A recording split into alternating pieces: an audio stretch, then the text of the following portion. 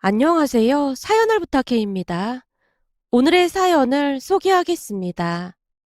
결혼한 지 1년이 막 지났을 무렵 회사가 어려워지면서 권고사직으로 회사를 나왔습니다.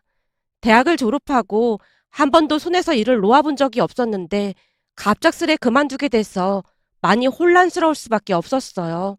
제 스펙이 좋았던 것도 아니었고 거기다 결혼까지 했다 보니 그때 일자리 구하기가 결코 만만치 않았습니다. 그러다 보니 갑자기 외벌이가 된 남편에게 미안한 마음이 들어 매일 아침 일찍 일어나서 아침 식사를 준비했어요. 그날도 역시 남편이 먹기 쉽게 간단한 국과 함께 주먹밥을 준비했는데 식탁에 앉아있던 남편이 미안한 듯 입을 열었습니다. 여보, 내가 알아서 대충 먹고 가면 되니까 앞으로는 조금 더 자도 돼. 그동안 회사 다니느라 늦잠 한 번 자본 적 없잖아. 아니야. 당분간은 내가 전업주부 하기로 했는데 내 본분을 다해야지. 우리가 돈 때문에 힘든 것도 아닌데 뭘 그렇게 예민하게 받아들여. 사실 난 그동안 당신이 매일같이 야근하고 주말에도 가끔 일 때문에 회사 가고 그래서 불만이 좀 있었는데 요즘은 당신이 집에 있으니까 오히려 더 좋더라고. 그러니까 그냥 마음 편히 쉬어도 돼. 그래도 아침 일찍 일어나던 게 습관이 돼서 그냥 그 시간만 되면 눈이 떠지더라고. 당신 아침 일찍 출근하는데 내가 잠이 오겠어? 그리고 이렇게 밥 차려주면 당신이 잘 먹어주니까 하나도 안 힘들어.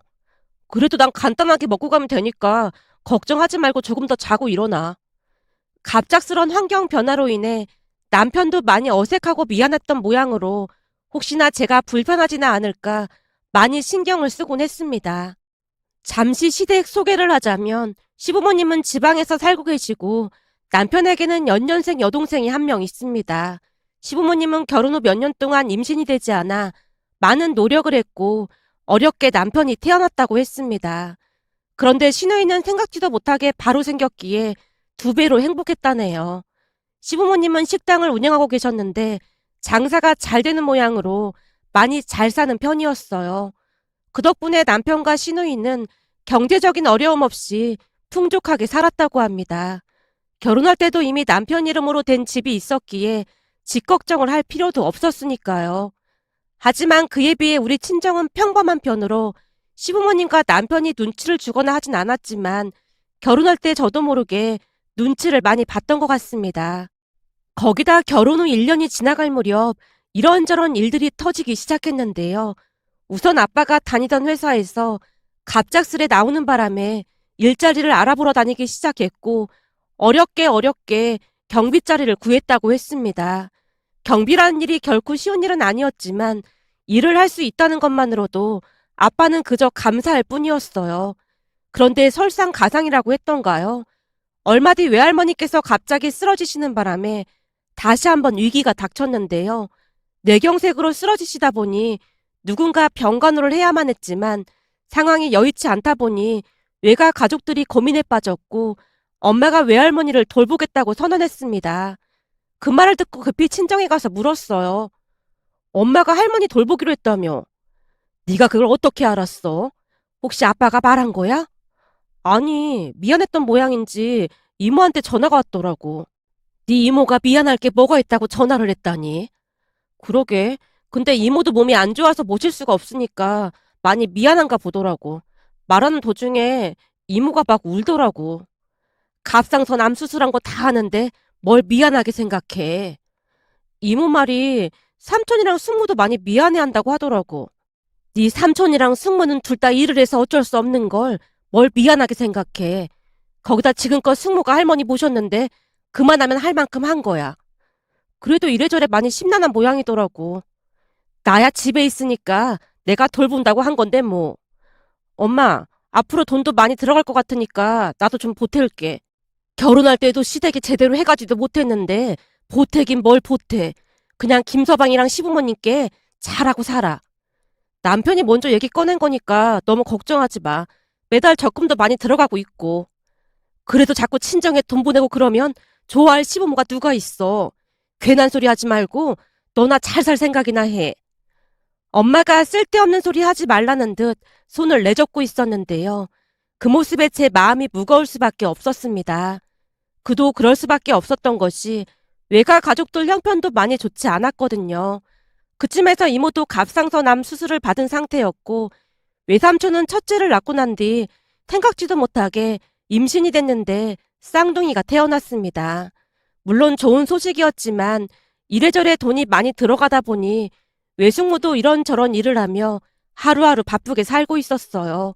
그랬으니 외할머니를 온전히 돌볼 수 있는 사람은 엄마뿐이었습니다. 그나마 다행이었던 것은 많은 돈은 아니었지만 이모와 외삼촌이 매달 돈을 보내왔어요. 하지만 그 돈만 가지고는 빠듯할 수밖에 없었기에 저도 돈을 보태고 있었습니다. 아빠가 회사를 나오게 돼서 일자리를 옮기는 바람에 돈이 많이 부족할 게 분명해 보였으니까요.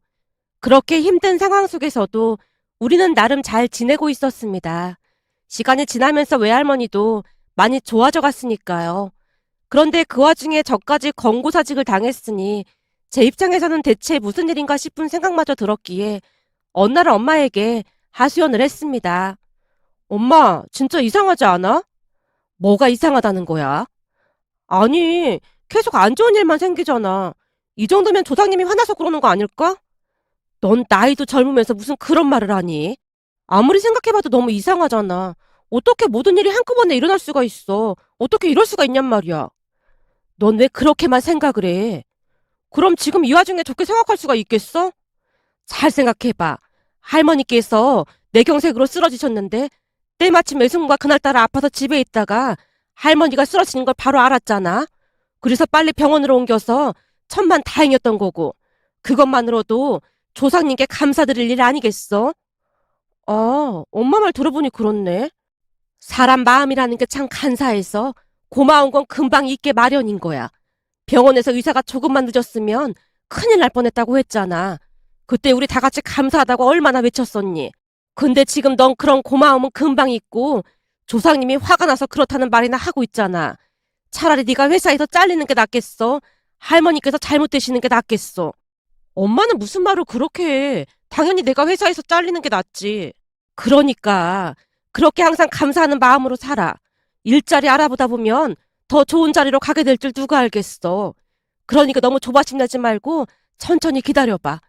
그러는 동안 김서방 내조나 잘해주고 회사 안 간다고 아침 내내 자고 있지 말고 일찍 일찍 일어나서 아침밥도 챙겨주고 그러란 말이야. 엄마가 몇 번이나 신신당부를 했습니다. 하지만 제가 회사를 그만두면서 매달 엄마에게 보내는 돈을 어떻게 해야 하나 고민이 될 수밖에 없었는데요. 남편에게 말하자니 도통 입이 떨어지지 않았거든요. 그렇게 고민만 하고 있었는데 그날 아침 남편이 대수롭지 않다는 듯이 말을 꺼냈어요. 여보, 그리고 장모님께 매달 보내드리던 돈은 그대로 보내드려. 혹시나 당신 회사 그만뒀다고 안 보내드릴까봐 하는 말이야. 어? 그치만 미안해서 어떻게 그래. 가족인데 미안할 게 뭐가 있어. 병간호도 힘드신데 잘 챙겨 드시라고 조금 더 보내드려. 병간호 하는 게 보통 힘든 일이 아니잖아. 여보, 신경 써줘서 정말 고마워. 남도 아니고 뭘 그렇게까지 말하고 그래. 난 오늘도 아침밥 잘 먹고 출근합니다. 라며 남편이 배를 두드리며 활짝 웃다가 출근을 했습니다. 그 뒤 저는 설거지부터 청소까지 바쁘게 움직이고 있었는데요. 점심 식사 시간이 될 무렵 초인종이 울렸어요. 연락도 없이 찾아올 사람은 없었던지라 인터폰을 확인해 봤더니 시어머님이 서 계신 게 아니겠어요. 그 모습에 화들짝 놀란 채 문을 열어드렸습니다. 어머님, 연락도 없이 어쩐 일이세요? 전화 주셨으면 제가 마중 나갔을 텐데. 귀찮게 뭘 마중을 나와. KTX에서 내려서 택시 타니까 금방이던데. 아직 점심 안 먹었지? 네, 이제 먹으려던 참이었어요. 그럼 나가서 맛있는 거 먹자. 근처에 뭐가 맛있니? 라며 시어머님이 아무렇지도 않다는 듯이 묻고 있었는데요. 갑작스레 무슨 일인가 싶어 어안이 벙벙할 뿐이었습니다. 그동안 시어머니께 불만이 있었던 건 아니었지만 그날 연락도 없이 불쑥 찾아온 모습에 한편으로는 놀랍기도 했고 또 다른 한편으로는 불편한 마음도 있었기에 제가 쭈뼛거리며 따라 나섰는데요. 잠시 후 한 식당 앞에서 시어머님이 제게 물었습니다. 태진이 말로는 파스타 좋아한다고 하던데 괜찮지? 아, 네, 그럼요. 근데 어머님 좋아하시는 걸로 드세요. 나도 파스타 좋아해서 괜찮다. 그럼 우선 들어가 볼까? 라며 시어머님과 마주 앉아 식사를 했습니다. 시어머님이 시집살이를 시키거나 하진 않았지만 제 입장에서는 불편할 수밖에 없었고 연락도 없이 왜 올라오신 걸까 하는 생각으로 머릿속이 복잡하기만 했어요. 그런 제 마음을 읽었던 것인지 시어머님이 입을 뗐습니다. 회사 그만두고 살림을 아주 잘하고 있다며 아침밥도 꼬박꼬박 챙겨주고 저녁도 아주 푸짐하게 차려준다고 태진이가 어찌나 자랑을 했는지 몰라.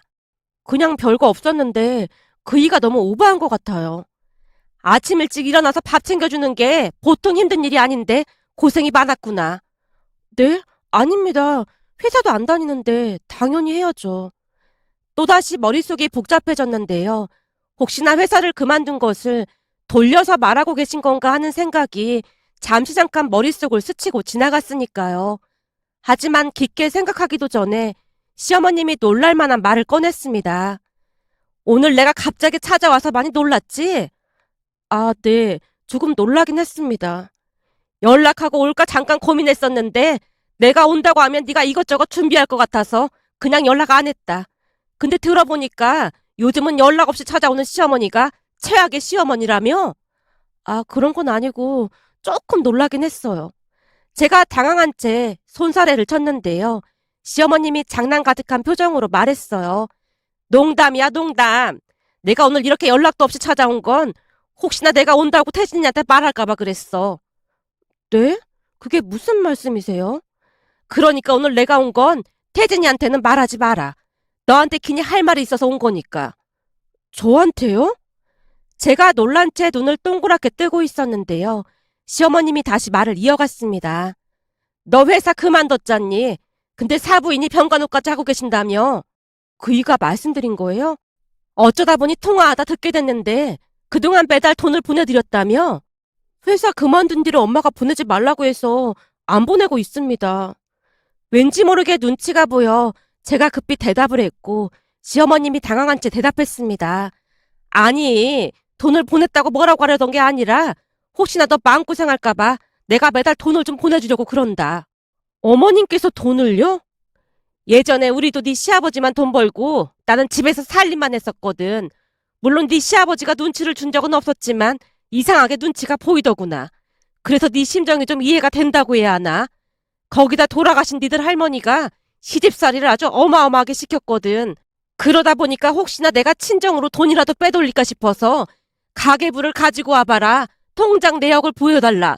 그러시면서 눈에 불을 켜고 따져 물으셨다. 그때만 생각하면 아직도 치가 떨린다니까. 그래서 지금까지도 가계부를 쓰시는 거예요? 내가 가계부를 쓰는 건 어떻게 알았니? 그이가 말해줬어요. 가계부의 달인이시라고요. 그렇긴 하지. 나한테 가계부 적는 법을 물어본 사람도 많긴 했지. 그게 다 니들 할머니 덕분이긴 했어.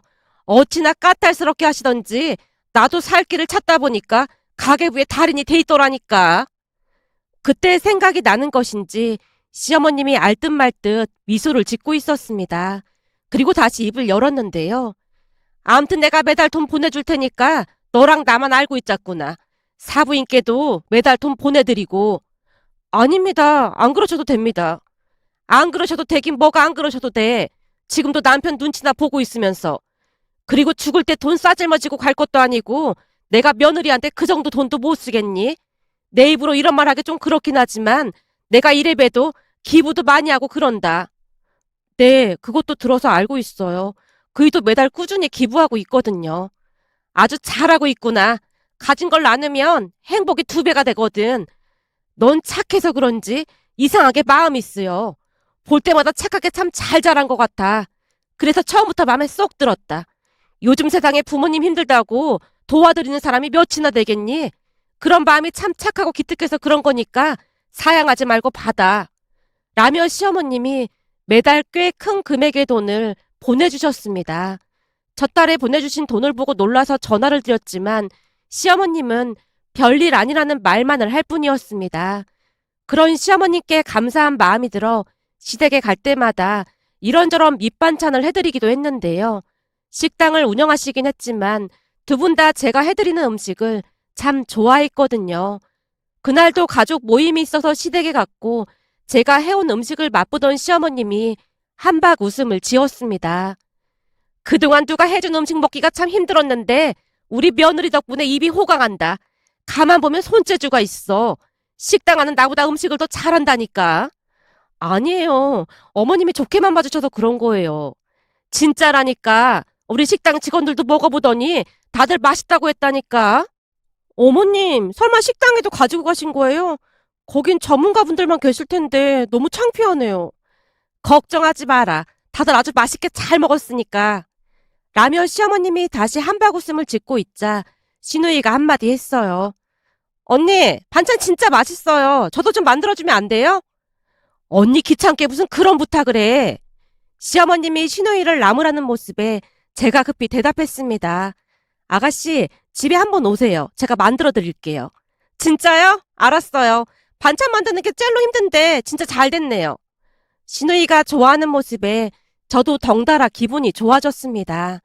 그 뒤 시누이는 오며 가며 반찬을 받아갔고 별로 힘든 일도 아니었기에 저도 기쁜 마음으로 반찬을 만들어줬지만 어느 날은 집에 들어서던 시누이 표정이 심상치가 않아 보였습니다.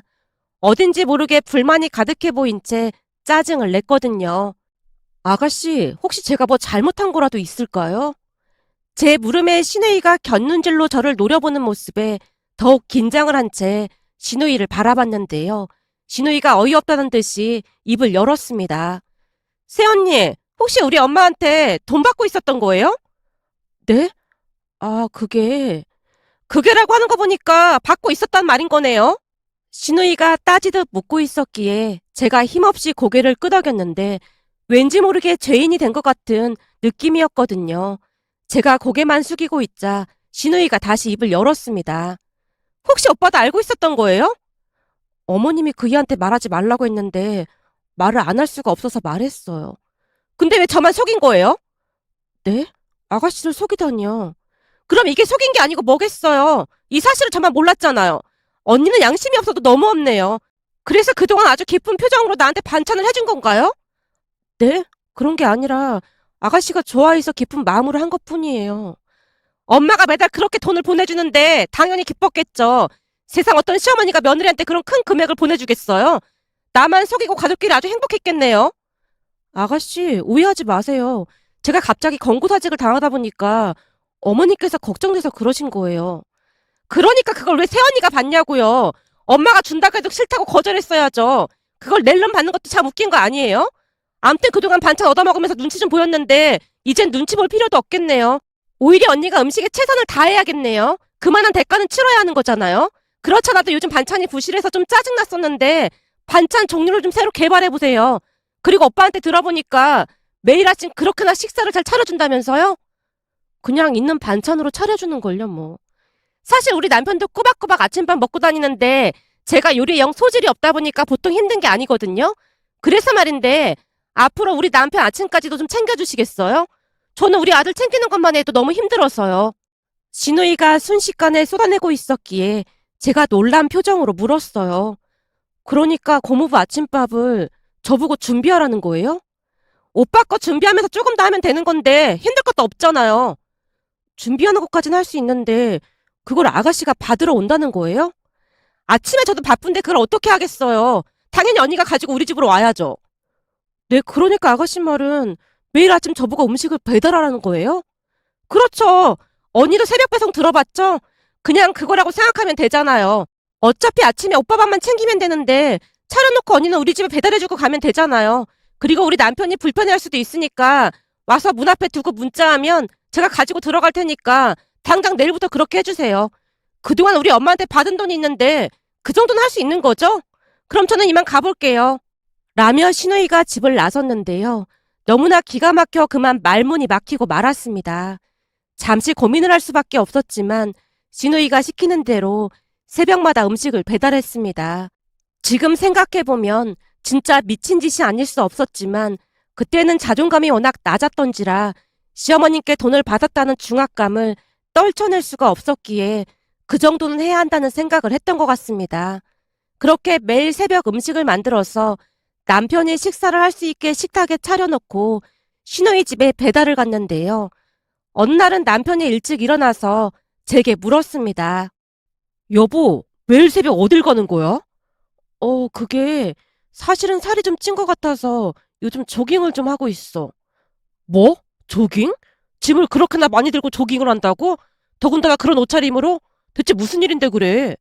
남편의 물음에 제가 우물쭈물한 채 들고 있던 것을 뒤로 감추자 남편이 다가와서 빼앗아 들고 봉투 안에 있는 것을 확인하다가 물었습니다. 이거 반찬이잖아. 대체 무슨 일이야? 사실은 내가 아르바이트를 좀 하고 있었어. 아르바이트? 자꾸 나한테 거짓말 할 거야? 거짓말 아니야. 그럼 시은이한테 돈 받고 아르바이트를 했다는 말인 거네? 당신 지금 시은이한테 배달 가는 거잖아. 어? 당신이 그걸 어떻게 알았어?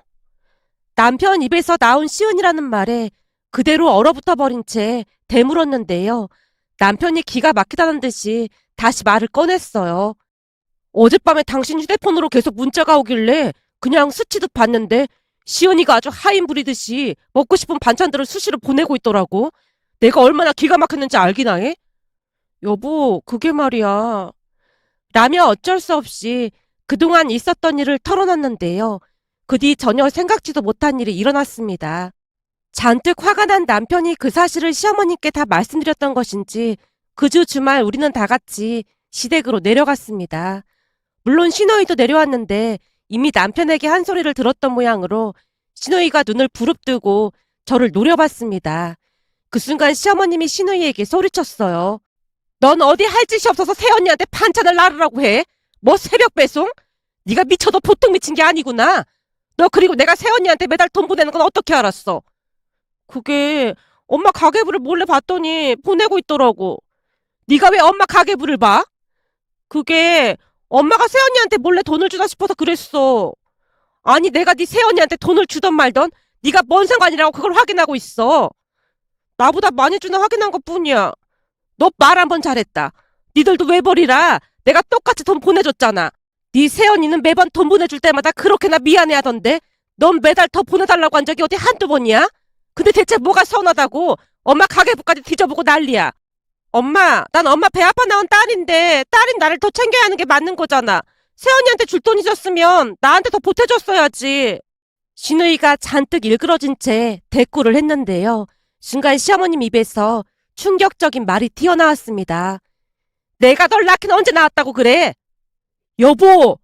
라며 시아버님이 급히 시어머님을 말렸지만 이미 집안 공기가 싸늘해져 있었습니다. 엄마, 그게 무슨 말이야? 날 언제 낳았냐니? 아니, 그러니까 내 말은 시어머님이 당황한 채 안절부절 못하고 있었기에 시아버님이 긴 한숨을 내쉬다가 기가 막힌 사실을 말했습니다. 시아버님 말에 의하면 시누이는 시부모님의 친자식이 아니라고 했어요. 그러니까 시아버님의 여동생인 고모님의 딸이었다는데요. 고모님이 미혼모로 혼자 아가씨를 키우다가 어느 날 큰 교통사고로 돌아가셨고 시부모님이 키울 수밖에 없었다네요. 시누이가 큰 충격을 받은 모습에 시어머님이 조용히 말을 했어요. 니들 할머니가 시은이 너만 유독 끼고 살아서 네가 버릇없이 잘한 것도 없잖아 있었어. 내가 한 소리 하려고 하면 니들 할머니가 아주 노발대발 하셨거든. 그러다 보니 네가 아나무인으로 자랄 수밖에 없었던 것 같아. 잘하면서도 그렇게나 이기적이었잖아. 네 오빠 건 무조건 다 빼앗아야 속이 시원했잖아. 시은이 네가 언제 한번 가족을 챙긴 적이 있기랬니? 근데 네 새언니는 항상 가족들을 챙기는 모습에 얼마나 예뻐 보였는지 몰라. 그치만 우린 널 키우면서도 단 한 번도 우리 자식이 아니라고 생각해 본 적은 없었다. 그건 너도 잘 알고 있지? 그동안 네가 입양됐다는 사실조차도 모르고 있었잖니. 시어머님의 말에 큰 충격을 받은 시누이가 눈에 눈물을 가득 머금고 조용히 고개를 끄덕였습니다. 그 뒤 시누이는 큰 충격을 받은 채 정말 조용해졌는데요. 어느 날은 시댁에 내려갔더니 시어머님이 긴 한숨을 내쉬며 말했습니다. 우리가 눈 감는 그 순간까지 말 안 하려고 했는데 니들 결혼하고 나서부터 부쩍 더 심해져서 나도 모르게 그 말이 튀어나왔지 뭐니. 아무리 말려도 새언니를 집 밑으로 보고 함부로 해서 내가 벼르고 있긴 했어. 근데 시은이도 그렇고 나도 그렇고 진짜 몰랐어. 엄마 아버지가 시은이를 진짜 예뻐했잖아. 니들도 자식 낳아서 키워봐. 키우다 보면 낳은 정보다 키운 정이 더 큰 법이야. 근데 그날은 새언니를 새벽 배송까지 시키면서 부려먹었다는 말을 듣고 나도 정신줄을 놓고 말았잖니. 근데 그렇게 안 했으면 평생을 안 변했을 것 같다는 생각도 들고 마음이 싱숭생숭하네. 라며 시어머님이 다시 한숨을 내쉬었습니다. 그렇게 얼마 뒤 시누이가 가족들을 초대해서 한자리에 모였는데요. 시누이가 한상 차려놓고 기다리고 있었습니다. 다 같이 식사를 하고 난 뒤 시누이가 시부모님 앞에 무릎을 꿇고 진심을 다해 말했습니다. 그동안 키워주셔서 감사합니다. 정말 많이 사랑해주셔서 전혀 모르고 있었어요. 새언니, 그동안 정말 죄송했어요. 라는 시누이의 말에 가족들 모두 눈시울이 붉어졌습니다. 그 뒤 시누이는 변하고자 많은 노력을 했습니다. 얼마 전 제가 출산을 했는데요. 시누이가 산모에게 좋은 반찬을 잔뜩 만들어 온 모습에 예전 일들이 떠올라 이렇게 글 남겨봅니다. 오늘의 사연은 여기까지였습니다. 즐겁게 보셨다면 구독, 좋아요 부탁드립니다. 고맙습니다.